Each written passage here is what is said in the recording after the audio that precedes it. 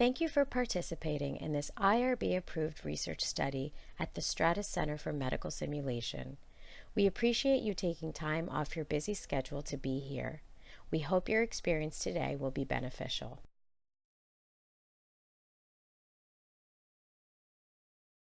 Following this educational video, you will be asked to perform ultrasound-guided catheterization of the internal jugular vein on a simulated patient. You will then receive feedback on your performance and be asked to evaluate the feedback you received. Afterwards, you will be asked to perform the procedure again. For quality assurance purposes, a research team member will be present and may give directions during the session. The focus of your performance today will be the psychomotor skills associated with central venous catheterization. Several aspects of the procedure, while essential in clinical practice, will not be covered during your performance today, including sterile technique, catheter preparation, local anesthesia, and securing the catheter.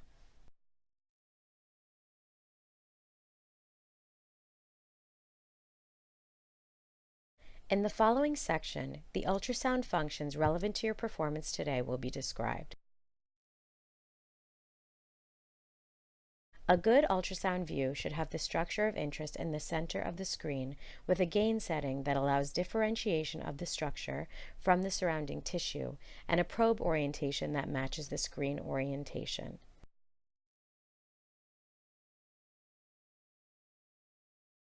To adjust the depth of the ultrasound image, press the depth up, depth down buttons on the device.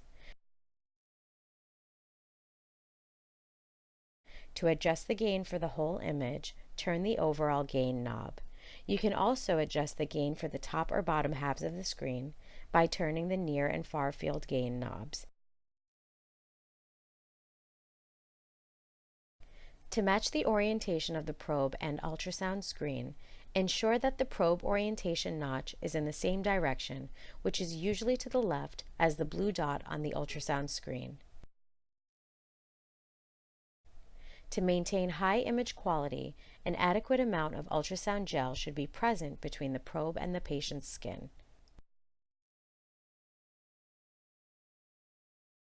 Several features distinguish the internal jugular vein from the carotid artery on ultrasound imaging. The internal jugular vein is more compressible, less rounded, has a thinner wall, and lacks pulsations. The vein increases in diameter during exhalation or the Valsalva maneuver. The most accurate sign for identifying the internal jugular vein is by observing the venous waveform using Doppler ultrasound. Due to the limitations of the simulated environment, the lack of pulsatility of the internal jugular vein should be depended upon during your performance today.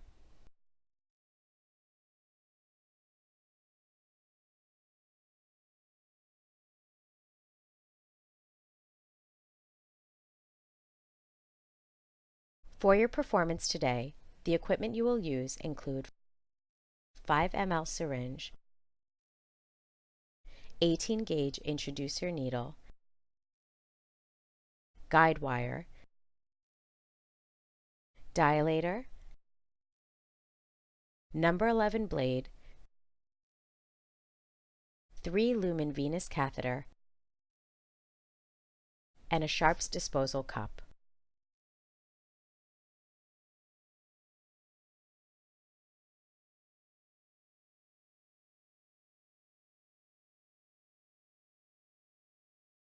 The internal jugular vein is first centralized on the ultrasound screen. To minimize probe movement, the operator's hand holding the probe should gently rest on the patient. The introducer needle is held with the dominant hand at an angle of about 45 degrees, bevel up, and inserted 1 centimeter proximal to the center of the ultrasound probe.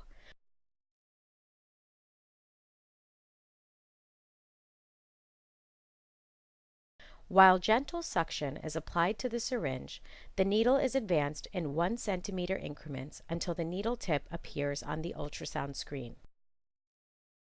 Then, the ultrasound probe is moved forward and the needle advanced again.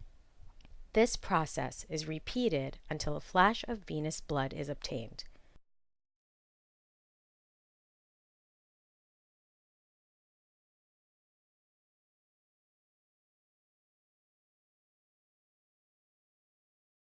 After the flash of blood is obtained with the introducer needle, the ultrasound probe is put aside and the needle is stabilized with the non-dominant hand while the dominant hand detaches the syringe.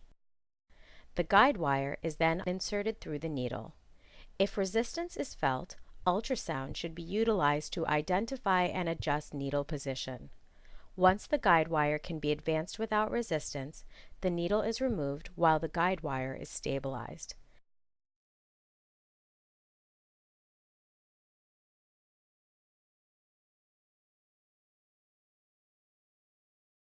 The number 11 blade is used to create a nick directly adjacent to the guide wire path. The dilator is threaded over the guide wire, entering the skin at a shallow angle.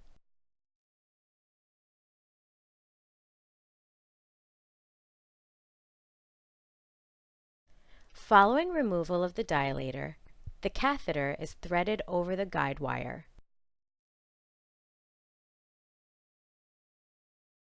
The guide wire should be held at all times to prevent wire migration.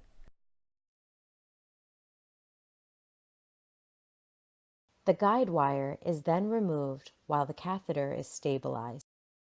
This will be the last part of the procedure that you will perform. Here is a summary of the steps described. Using ultrasound, identify and gain an optimal view of the internal jugular vein. Access the vein with the introducer needle under ultrasound guidance. Remove the syringe while stabilizing the needle. Insert the guide wire through the needle. Remove the needle.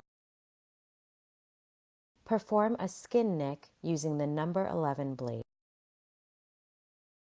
Insert and remove the dilator. Insert the catheter. Remove the guide wire.